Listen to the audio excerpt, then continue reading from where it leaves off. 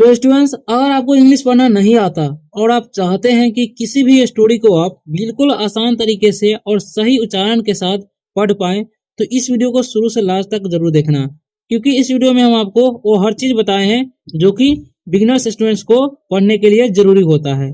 यानी कि इस वीडियो में हम आपको बताएंगे एक एक वर्ड का मीनिंग और एक एक वर्ड का उच्चारण भी लिख कर देंगे, जिसे आप देख कर भी पढ़ पाएंगे। सो स्टूडेंट्स, ऐसा अगर आप लोग मेरे साथ रोज करेंगे तो आपको कुछ ही दिनों में इंग्लिश पढ़ना आने लगेगा और आप आसानी से इंग्लिश पढ़ना सीख जाएंगे।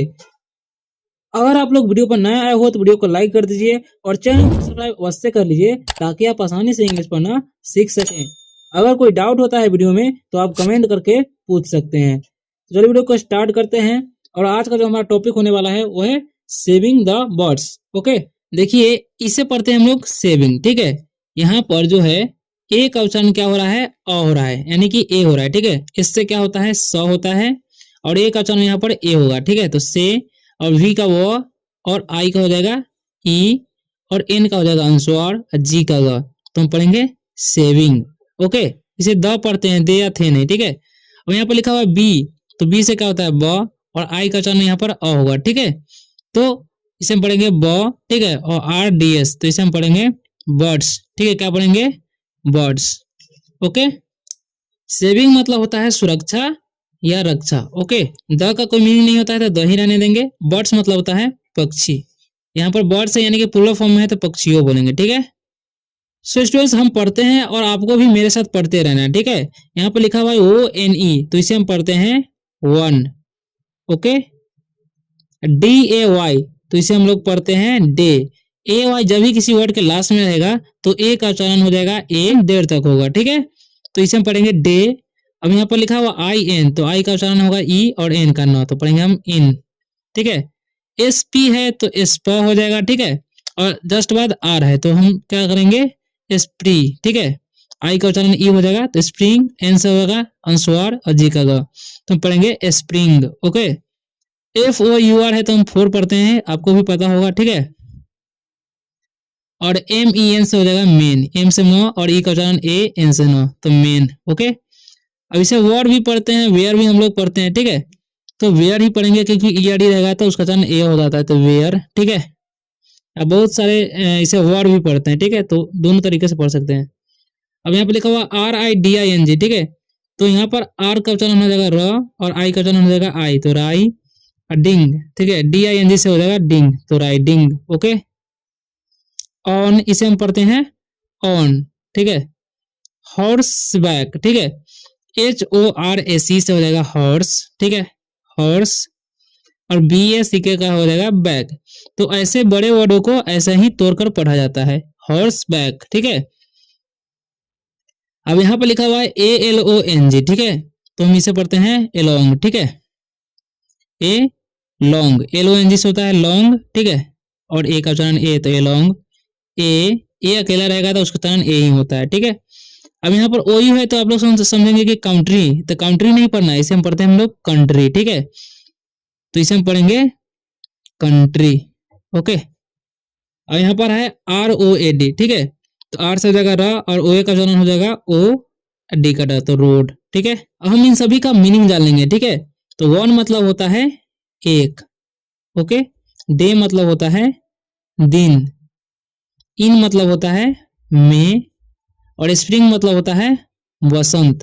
ठीक है, फोर मतलब होता है चार, मेन मतलब होता है आदमी। ठीक है, वर मतलब हुआ थे। ठीक है, राइडिंग मतलब होता है सवारी करना। ठीक है, सवारी करना। ठीक है, सवारी भी बोलते हैं। और ऑन मतलब होता है पर, हॉर्स बैक मतलब होता है घोड़े के पीठ। ठीक है, घोड़े का पीठ। ठीक है, अलोंग मतलब के साथ होता है। ठीक है, के साथ। ए मतलब होता है एक, और कंट्री मतलब होता है देश। ओके, रोड मतलब होता है सड़क। तो अब हम इंग्लिश टू हिंदी ट्रांसलेशन करेंगे। ठीक है, तो देखिए यहाँ पर लिखा हुआ है वन डे इन स्प्रिंग, यानी कि एक दिन बसंत में। ठीक है, four men were riding on horseback, यानी कि चार आदमी घोड़े के पीठ पर सवार कर रहे थे। ठीक है, along ए कंट्री रोड, यानी कि अपने देश के, यानी कि देश के सड़कों पर, ठीक है। यानी कि एक दिन 4 आदमी बसंत में देश की सड़कों पर साथ में घुड़सवारी कर रहे थे, यानी कि घोड़े पर सवार कर रहे थे, ठीक है। अब यहाँ पर लिखा हुआ है THESE, तो हम इसे पढ़ते हैं दीज, इसे थीज नहीं पढ़ना है क्योंकि TH का मतलब थ होता है, तो आप लोग यहाँ पर थ पढ़ लेंगे, तो इसका द ही उच्चारण करेंगे, ठीक है। एम से हो जाएगा म और ई का एन से न, तो मेन, वेयर, LAWYERS, ठीक है, तो लोअर्स इसे पढ़ते हैं, ठीक है, लोअर्स। LAW से हो जाएगा ल, वे, ठीक है, और Y का हो जाएगा वे, और ERS का हो जाएगा अर्स, तो लोअर्स, ठीक है, lovers. And they were going, ठीक है, टू, इसे टू नहीं पढ़ना, ठीक है, इसे टू पढ़ते हैं।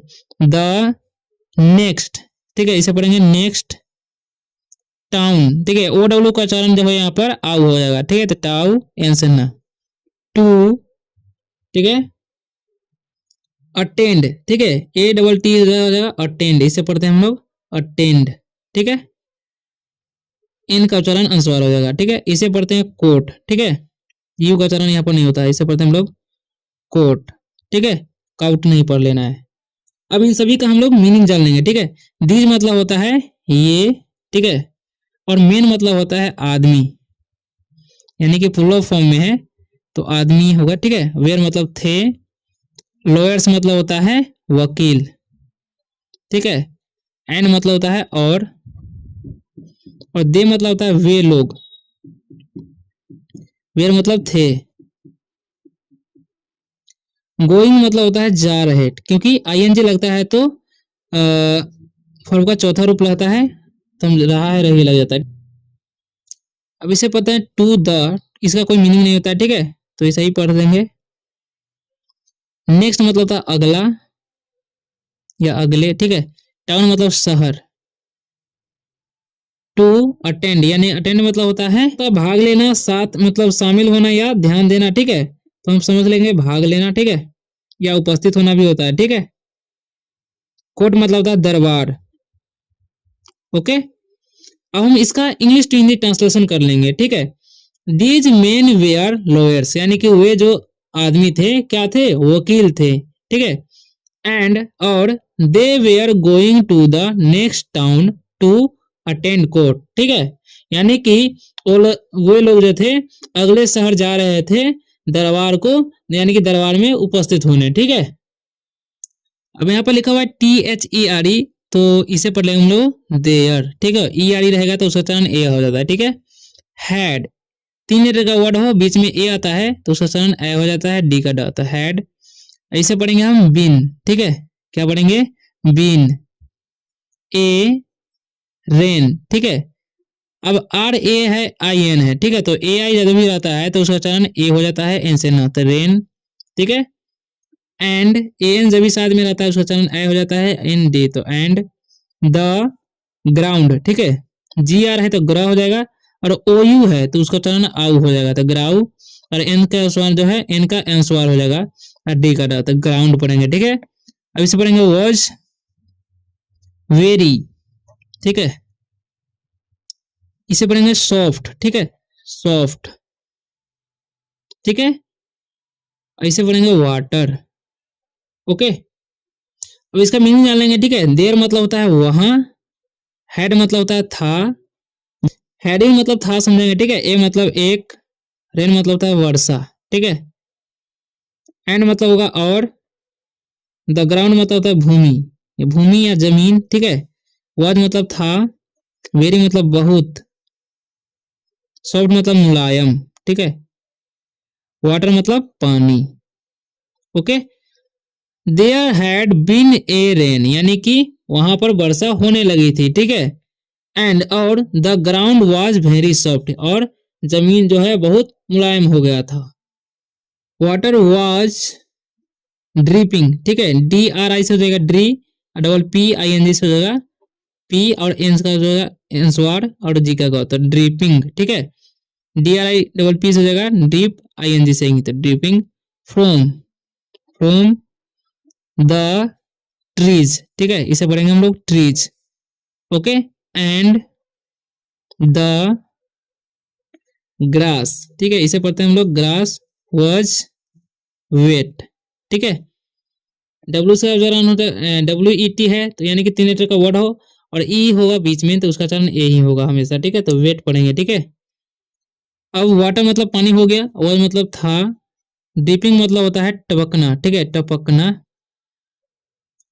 फ्रॉम मतलब होता है से, ठीक है। द का मीनिंग होता है, टीज मतलब होता है पेड़, पेड़ होगा क्योंकि प्लूरल फॉर्म में। एंड मतलब और, द का मीनिंग होता है ग्रास मतलब होता है घास, वाज मतलब था, वेट मतलब गीला। ओके, तो अब हम इसका इंग्लिश टू हिंदी ट्रांसलेशन करेंगे, ठीक है। Water was dripping from the trees, यानी कि पानी जो है पेड़ों से टपक रहा था, ठीक है। एंड और द ग्रास वाज वेट, और घास जो है भीग चुका था, यानी कि भीग गया था, ठीक है। द फोर लॉयर्स, ठीक है, four lawyers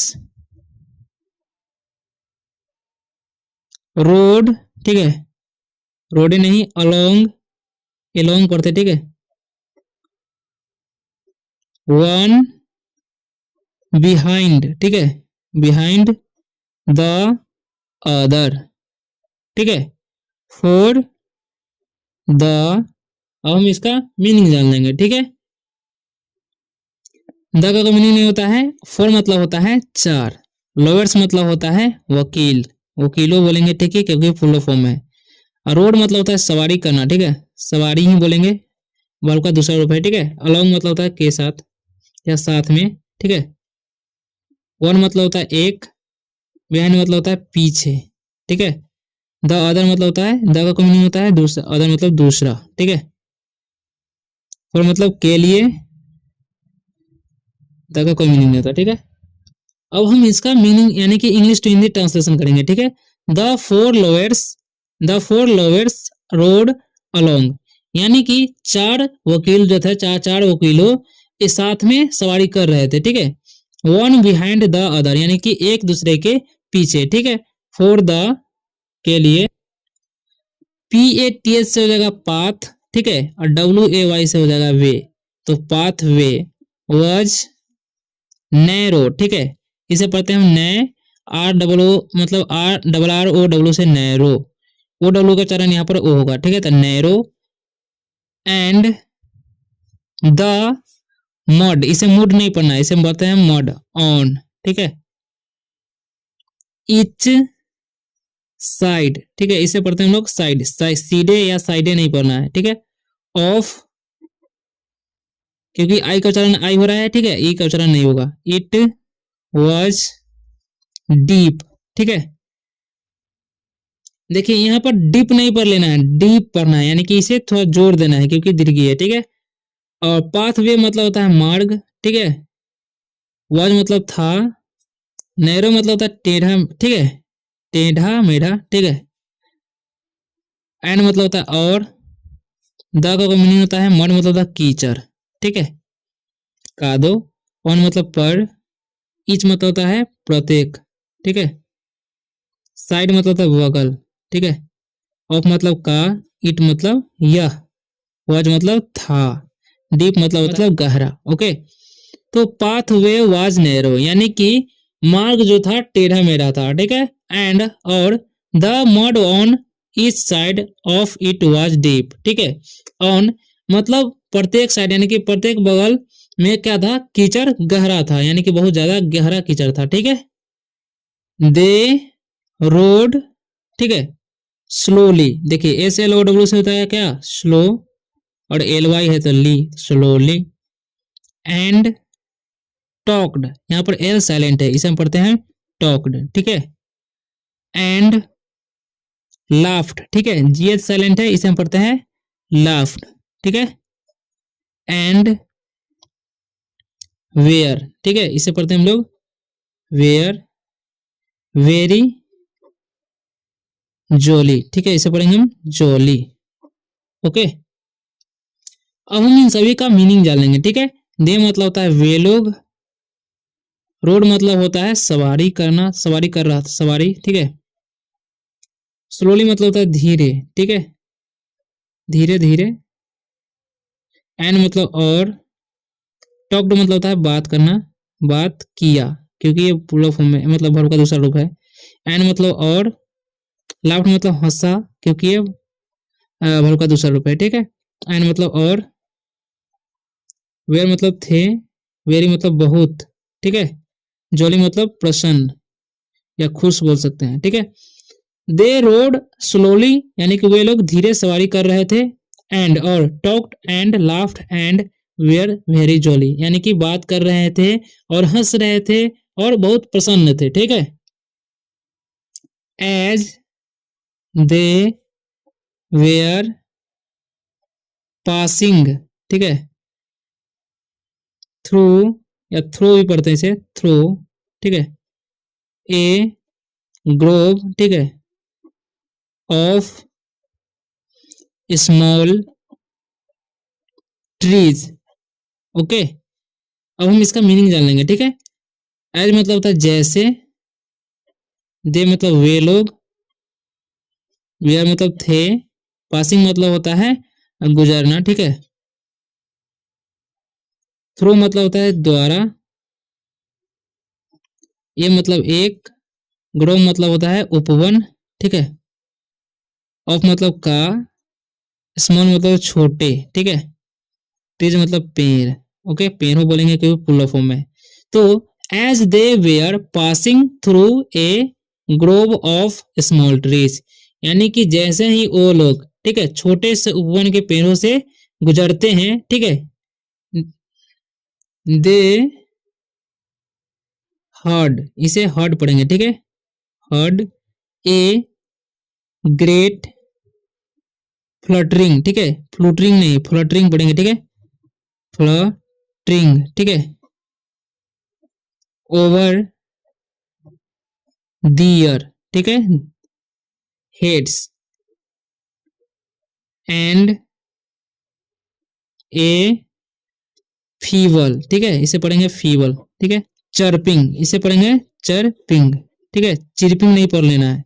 in the grass by the, ROAD से हो जाएगा रोड, SID से साइड, तो रोड साइड, ओके। हम सभी का मीनिंग जान लें। दे मतलब होगा वे लोग, ठीक है। हर्ड मतलब होता है सुने, क्योंकि वर्ब का दूसरा रूप है। ए मतलब एक, ग्रेट मतलब महान, फ्लोटिंग मतलब होता है फरफराना, ठीक है, फरफराना। ओवर मतलब होता है ऊपर, डियर मतलब उन लोगों के, ठीक है, के, ठीक है। हेड्स मतलब होता है सिर, माथा बोल सकते हैं। एन मतलब और, ए मतलब एक, फीबल मतलब होता है कमजोर या हल्की बोलेंगे, ठीक है। चर्पिंग, चर्पिंग मतलब होता है चहचहाना, ठीक है, चहचहाना। इन मतलब होता है में, द का कोई मीनिंग नहीं होता है, ओके। अब हम ग्रास मतलब होता है घास, बाई मतलब होता है के द्वारा, द ग्रास मतलब द रोड साइड, यानी कि सड़क के बगल में, ठीक है, बगल बोलेंगे, ठीक है। अब हम इन सभी का इंग्लिश टू हिंदी ट्रांसलेशन करेंगे। दे heard a great flirting over their heads, यानी कि उन लोगों ने सुना क्या, एक बहुत सा बड़े मतलब बहुत बड़ा फरफराहट, ठीक है, फरफराना सुना, ठीक है, जोर से। And A feeble chirping in the grass by the road side, और एक कमजोर से यानी कि हल्की सी चहचहाहट इन द ग्रास, यानी कि घास में, बाय द रोड साइड यानी कि सड़क के किनारे या बगल में बोल सकते हैं, ठीक है। इसे पढ़ेंगे शीत, ठीक है, शीत, शीत और शीत। केम, इसे कामे नहीं पढ़ना है, केम पढ़ेंगे। द एस से हो जाएगा स, और ओयू का चलन हो जाएगा आउ, एन का अंशवार, डी का ड, साउंड फ्रोम, ठीक है, इसे पढ़ेंगे फ्रोम द लीफी, ठीक है, इसे पढ़ेंगे लीफी, ठीक है। ब्रांचेज, ठीक है, ब्रांचेज। राधे राधे, राधे राधे। अबोव, ठीक है, एबोव भी पढ़ेंगे। अबोव एबोव देम, ठीक है। हम इन सभी का मीनिंग जान लेंगे, ठीक है। शीत शीत मतलब शीत से में होगा, ठीक है, यानी कि चहचहाना है, कुछ बोल रहा है, ठीक है, चिड़िया का बोलना है। के मतलब आया, द का मीनिंग होता है साउंड, मतलब होता है आवाज, ठीक है। फ्रॉम मतलब से, द लीफी मतलब होता है पत्तियों वाला, ठीक है, पत्ते वाला। ब्रांचेस मतलब होता है शाखा, ठीक है, शाखा यानी कि डाली बोल सकते हैं। अबव मतलब होता है के ऊपर, दे मतलब उनके, ठीक है। शीत शीत शीत came the sound from the leafy branches above them, यानी कि शीत शीत की आवाज आई, मतलब पत्तियों वाले डालियों से, ठीक है, उनके ऊपर से, ठीक है। सो स्टूडेंट्स, आशा करता हूँ कि आप लोगों को इस वीडियो में बहुत कुछ सीखने को मिला होगा। अगर वीडियो अच्छा लगा तो वीडियो को लाइक कर दीजिए और चैनल को सब्सक्राइब करते अवश्य जाइएगा, ताकि आप आसानी से इंग्लिश पढ़ना सीख सके। तो मिलते हैं अगले वीडियो में, तब तक के लिए बाय, टेक।